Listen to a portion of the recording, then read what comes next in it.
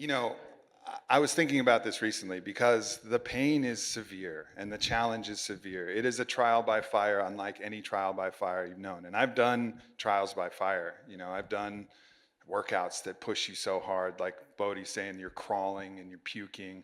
I've done that trial. I've done the Iboga trial, which is 24 hours, where it feels like you're in a high voltage shed. Every second is nauseous. You can't even open your eyes because it's blurry. And for fucking 24 hours, your mind is being told all kinds of, exposing all kinds of fears. I've done the ayahuasca path 17 times where you're sliding down vines of thorns and spiders are coming out of your eyes and blah, blah, blah.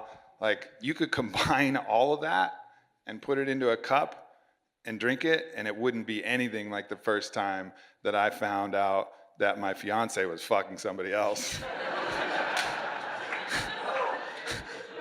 Like that was like, that pain was beyond. And, but it gets easier. It gets easier, and you learn things. You learn all kinds of things that you think are essential for your own validation, for your own self-worth, for your ability to love yourself.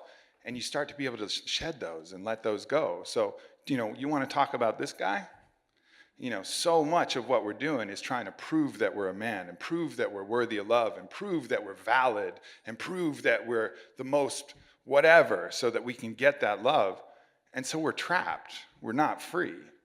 So in the process of freeing yourself, you're literally pulling chains out of your flesh that have been molded into who you think you are. And as those things leave, it is ripping ribs out. It's ripping everything out. And it's fucking hard. But the process ultimately is about freedom. The process is ultimately about who you can become on the other side of that.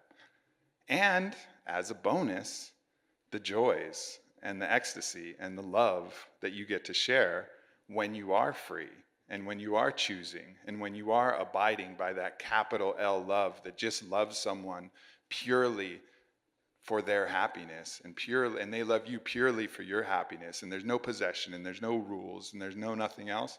Like, those moments, I would take all the pain for those moments, because the joy is as good as those pains. It's better than any pleasure I've felt in any psychedelic journey. It's better than any pleasure. Just sitting across from my love after some of these challenges, after having gone through this, completely free and completely clear.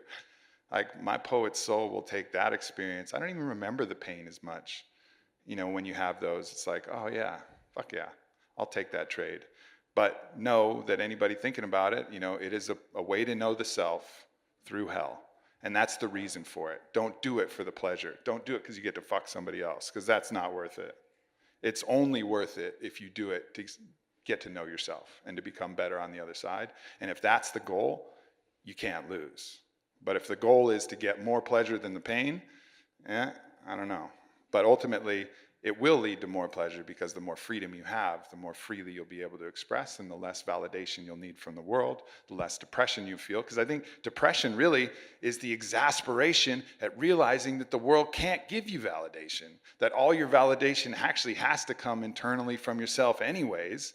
So the faster you get rid of this idea that you need someone else to validate you, the more valid you actually are, and the happier you are, and the freer you are, and the more you can express yourself freely.